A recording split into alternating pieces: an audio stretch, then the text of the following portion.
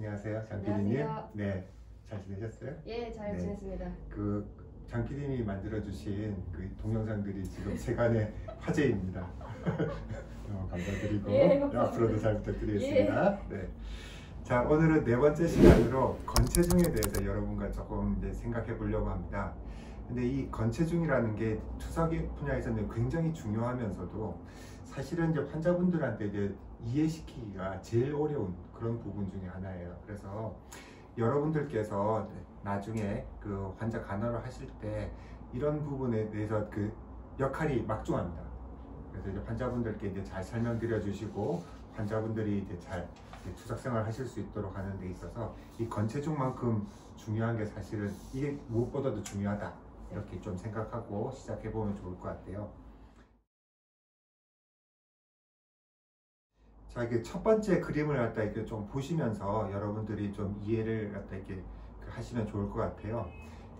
처음에 우리 이제 투석하는 환자들은 월요일, 수요일, 금요일 또는 이제 화요일, 목요일, 토요일 이렇게 일주일에 3번 투석을 갖다 하는 것이 이제 표준인데요. 월, 수, 금 투석하는 환자를 기준으로 해서 한번 생각을 해봅시다. 월요일 날 투석을 시작하는 시점에 체중은 굉장히 높죠. 그런데 이제 투석하는 4시간 동안 점점 체중이 줄어듭니다. 그러고 나서 이제 다음 투석일인 수요일 날 오실 때까지 체중이 또 조금씩 좀 늘어나요. 늘어났다가 수요일 날 투석하면 다시 줄어들고, 이런 게 이제 반복이 되게 되는데요. 이제 이 그래프에서 Y축이 이제 체중이죠. 체중이 이제 늘었다 줄었다 하는 걸 우리 투석 환자들은 계속 반복해서 겪게 되는데, 이 체중이 무엇로 구성되어 있나 하는 겁니다.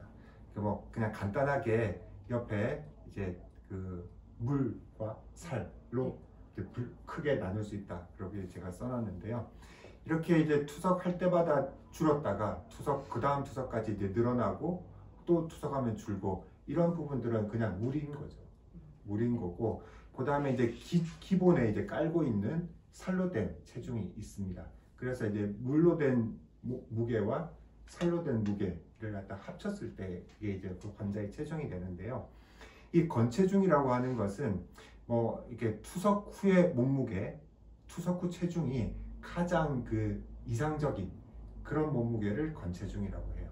근데 그게 어떤 게 이상적이냐, 이런 걸 갖다 여러 학자들이 이제 정의를 내렸는데, 지금 이제 우리가 일반적으로 받아들여지고 있는 그런 정의는 임상적으로 내리는 정의입니다. 그래서 임상적으로 어떻게 판단하냐면은 투석 후 체중을 갖다 조금씩 이제 조절해서 낮춰 보았을 때 체액량 과다 또는 체액량이 너무 적어서 생기는 그런 어떤 임상 증상이나 징후가 없는 그런 가장 낮은 체중을 건체중이라고 하자라고 이제 어떤 학자가 정의를 했는데, 그 정의를 갖다 일반적으로 이제 사용을 하고 있습니다.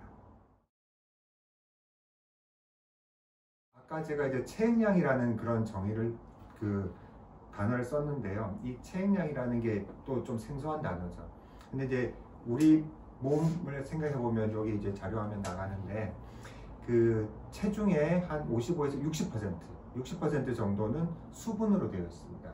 60%라고 그냥 쉽게 생각하고, 그 60% 중에서 40%는 세포 내에 있는 수분량이에요. 그리고 20%는 세포 바깥에 있는 수분량입니다. 그리고 세포 바깥에 있는 수분량 중에서 또 5%는 혈관 안에 있는 혈액량이고, 15%는 혈관도 아니고 세포도 아닌 그 사이에 있는 그런 공간을 간질이라고 우리가 얘기를 하는데, 그 간질에 있는 그런 수분량이 15% 정도 됩니다. 그래서 이렇게 좀 복잡하게 설명드렸지만, 여러분들이 여기서 이제 포인트로 잡으셔야 되는 거는, 우리 몸에 있는 물은 그냥 한 통 속에 있는 드럼통처럼 이렇게 섞여 있는 게 아니라 각 구획별로 이렇게 좀 나눠져 있다. 그리고 특히 이제 세포 안에 있는 수분하고 세포 바깥에 있는 수분은 이동이 자유롭지 못하다. 세포막이라는 거에 의해서 딱 막혀 있기 때문에 이동이 자유롭지 못하다. 그리고 우리가 투석을 할 때 중요하게 생각하는 거는 세포 안에 있는 수분량이 아니라 세포 바깥에 있는 수분량이다. 이런 정도를 이해하시면 좋을 것 같습니다. 지금 나누고 있는 체액량은 이제 세포 바깥에 있는 이제 수분량을 얘기를 하는 건데요. 그 체액량은 증가하는 경우는 우리 몸에 염분이 많이 들어왔을 때 축적되면은 그 체액량, 세포 바깥의 수분량이 증가하게 됩니다. 그래서 그 우리가 이제 염분을 먹으면 그냥 소금만 먹는다고 쳐도 그게 이제 갈증을 갖다 유발하기 때문에 물을 먹게 되잖아요. 그래서 이제 그 소금만 먹는다고 해서 뭐 그 소금이 물로 변하는 게 아니고 소금은 갈증을 부르기 때문에 물을 갖다 이제 섭취하게 되고 그래서 우리 몸에 이제 세포 바깥 체액량이 이제 증가하게 됩니다. 반대로 이제 체액량이 감소하는 세포 바깥의 수분량이 감소하는 그런 경우는 아주 이제 그 극단적인 예가 출혈이죠. 출혈이 되거나 아니면은 이제 설사 아니면 구토 이런 것들로 인해서 세포 바깥으로 우리 몸에서 물뿐만 아니라 전해질 성분 이런 것들이 같이 빠져나가는 그런 경우에 세포 바깥의 수분량이 줄어들게 됩니다.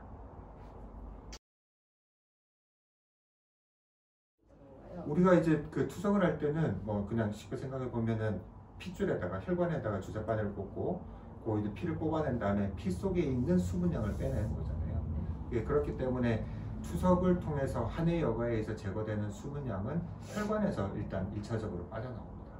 그런데 이제 혈관에 있는 체액량이 전체 우리 체중의 5%밖에 안 되거든요. 그러니까 60kg, 간단하게 생각해서 만약에 체중이 60kg이다 라고 하면은 그 60kg에서 5%만 혈액량이기 때문에 3kg 정도의 이제 혈액밖에 없습니다. 그런데 투석을 할 때는 어떤 사람은 뭐 체중에 뭐 3kg 내지 4kg까지도 심지어는 그렇게 이제 제거를 하는 경우도 있죠. 그런데 혈액량과 비슷하거나 더 많은 양의 수분을 갖다 혈관에서 빼내면 그 사람은 쇼크에 빠져서 그냥 죽겠죠. 그런데 이제 투석을 4시간을 갖다 이게 동안 하는 동안에 혈관에서 이제 조금씩 이제 수분을 제거를 하면은 혈관 속에 수분이 부족해지기 때문에 간질 쪽에서 혈관 쪽으로 수분이 이제 유입하게 되는 그런 현상이 벌어지게 됩니다. 그런 것들에 의해서 우리가 결국은 한해 여과에서 제거되는 수분량은 혈관 안에 있는 수분과 그리고 간질에 있는 수분, 그러니까 그 두 가지 합치면은 세포 바깥에 있는 수분이겠죠. 세포 바깥에 있는 수분을 제거를 하는 겁니다. 그래서 이제 투석을 하다 보면은 4시간 동안에 점점 이제 수분을 갖다 제거하는 양이 많아지면 어떤 경우에는 체액량이 이제 부족한 그런 이제 상황이 벌어질 수가 있는데요. 그렇게 되면은 환자가 이제 먼저 느끼게 됩니다. 이게 뭐 조금 뭐 두근거린다든지 아니면 이제 다리에 쥐가 난다든지 저린다든지 이런 이제 불편감을 갖다 느끼게 되고요. 이제 그런 정도가 점점 심해지면 혈압도 떨어지고 심지어는 의식을 잃는 쇼크가 발생을 할 수도 있습니다. 체액량이 이제 과다하다는 거는 이제 두 구획, 그러니까 혈액 쪽에서 체액량이 과다해지면 혈압이 올라가는 거예요. 고혈압이 생길 수 있고요. 그 다음에 간질 쪽에서 체액량이 이제 과다해지면 그걸 이제 부종이라고 얘기를 하죠. 그래서 부종과 고혈압이 생길 수 있습니다. 체중은 우리가 계속 지속적으로 모니터링을 할 때 해서 조절을 해줘야 돼요. 근데 왜냐하면은 이제 환자들을 좀 여러분 생각해 보셔도 체중이 좀 늘 때도 있고 살이 찔 때도 있고 또 살이 빠질 때도 있어요. 그럼 환자들도 마찬가지겠죠. 살이 찔 때도 있고 빠질 때도 있습니다. 그런데 건체중을 우리가 조절하지 않으면은 이제 똑같은 몸무게로 항상 유지를 하게 되거든요. 그러면은 그 어떤 경우에는 살이 좀 찐 상태에서 똑같은 몸무게다. 그러면은 그 수분량이 적어지는 거고, 그 다음에 이제 살이 빠진 상태에서 똑같은 몸무게로 투석을 끝나게 되면 수분량이 많은 상태에서 이제 끝나게 되겠죠. 그런 것들을 우리가 면밀히 모니터링을 하면서 조절을 수동으로 해주지 않으면 환자들은 여러 가지 이제 불편을 겪을 수 있겠는데요. 건체중은 임상적으로 그래서 그 환자에게 이제 여러 가지 불편한 증상이 있는지 없는지 이런 걸 갖다 물어보기도 하고, 그 다음에 신체 진찰을 통해서 수분 상태가 적절한지 이런 것들을 갖다 평가를 하기도 하고요. 그 다음에 엑스레이 같은 걸 이제 촬영을 해서 심장이나 폐부종 이런 그 우리 눈에 보이지 않는, 육안으로는 보이지 않는 그런 중요한 장기의 부종은 없는지 이런 걸 평가를 하기도 합니다. 그래서 이제 아까 잠깐 말씀드렸는데 이제 살이 빠졌는데 건체중을 다 그대로 유지하고 있다. 그러면은 그 수분량이 과다해지겠죠.